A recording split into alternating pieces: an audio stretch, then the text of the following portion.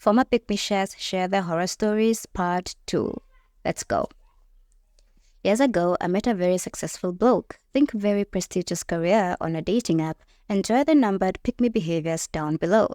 Let's actually make a pick me scoreboard, so if you relate or have experienced any of these, comment down below. Let us know how much you scored. Okay, number 1. I traveled 45 minutes plus to meet him halfway. I didn't travel, but he was very late to our date. We had agreed to meet in my town, and one thing about me is I am very punctual when it comes to meetups, and I think I even came like 10 minutes early, and I just stood there waiting for him. There wasn't even a bench around for me to sit on and wait in the hot sun because I live in a effing semi-desert, and I probably waited for him for like over an hour. Oh, Jesus. 2. I didn't feel a connection, and the date felt a bit like a job interview. Like I was actually worried I wasn't good enough for him.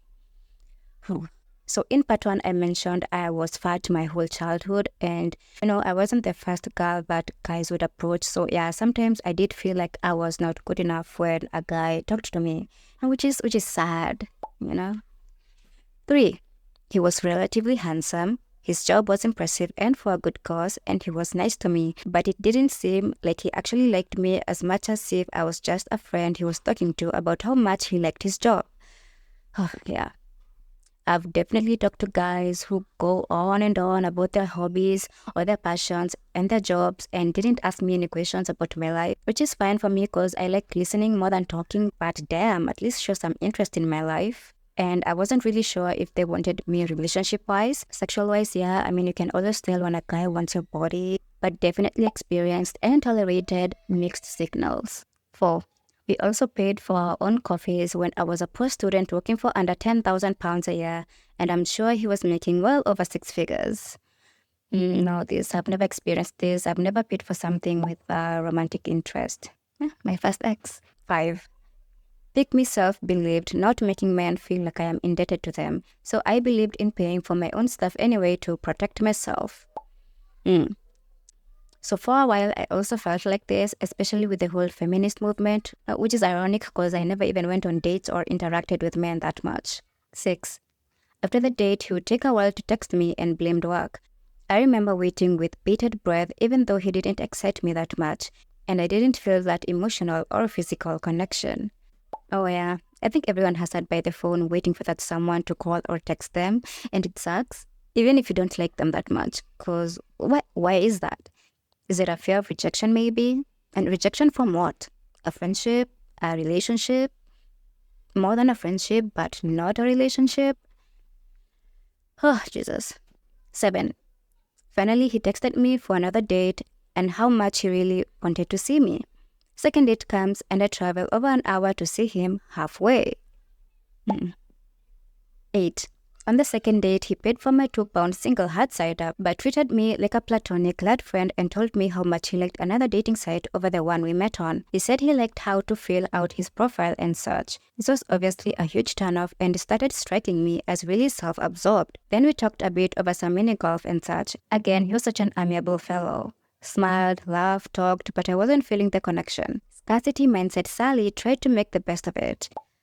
Oof, I relate to that last sentence because I'm an optimist and I like making the best out of any situation and I like to see the best in people. So yeah, I've definitely kept people in my life longer than I should have in the hopes of something good is going to come out of this. Not anymore though, I am tired of being disappointed. I see the cards on the table and I walk out if it's going to be a loss for me because if you're not going to give your best, I'm not going to give my best. Let's not waste each other's time. 9. At the end of the date, he tells me he will text me and hugs me goodbye 3 times. He never texted me, which was a blessing because my pick myself would have tried to make it work. Oh, that hit deep. That sounds like something that I would have done too. Thank God for divine intervention sometimes. How many pick me points did you score? Tell me down in the comments. I got 7 out of 9 and... you know what? I have really grown from these experiences because never again. Next story. Let's see. Pick me Hall of Shame finalist contender right here. Here are the notable. Low value man number 1. Alcoholic, perpetual victim, blamed me for everything wrong in his life. I paid for everything while he drank himself stupid and tried to Brenda the Builder him into getting his life together. cleaned up after him when he would drool, his chewing tobacco, and shit himself after getting drunk. Almost killed my pets by falling on them while drunk. Why didn't I break up with him at that point? Why? Low-value man number 2. Looked great on paper, nice family, going to college for prestigious career. Turned out he was very dim and very smelly. The poster boy for poor hygiene, apocryphal stories you see. Had a rich family but was hella cheap. Moved himself in with me. Forgot to pay rent ever. Was always trying to chip out and twist friend's arm for more money. Was completely unattracted to him by the end of year 1, but felt bad breaking up with him because he adored me so much, then dumped him at the end of 2 years when he repulsed me too much. Why did I wait so long? No value man, latest one. Only got rid of him once and for all 9 months ago. A no value man in every sense of the word. He abused me in every way but physically. Convinced he has some sort of cluster B personality disorder.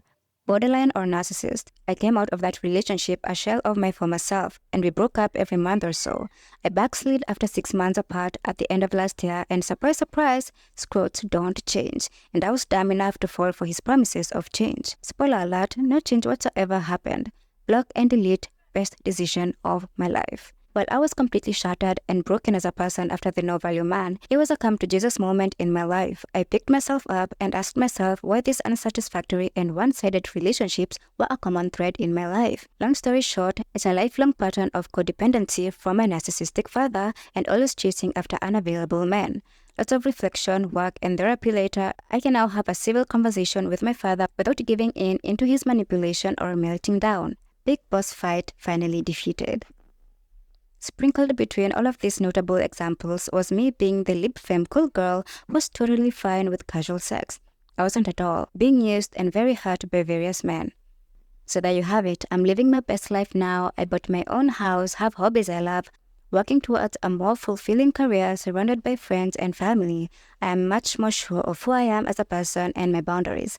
Much better equipped to have productive adult discussions and walk away instead of fruitlessly communicating when my efforts aren't matched. Not with just romantic relationships, but with family and friends too. Casually dating, but no sex or getting emotionally involved until I have had enough time to see how suitable they are. I finally have inner peace, I look great, and life is good. Anyone else feeling bad about backsliding, don't. I backslid many times. It's hard to undo life patterns. But the most important thing is be aware, find your triggers and figure out a way to avoid where possible, and how to deal with them if not. Be accountable to yourself. Prince Charming isn't coming to save you from your demons. Only you can save you. And I couldn't have said it better myself. If you like this video, like and subscribe. Now share your stories if you have any again, and I will see you next time. Bye!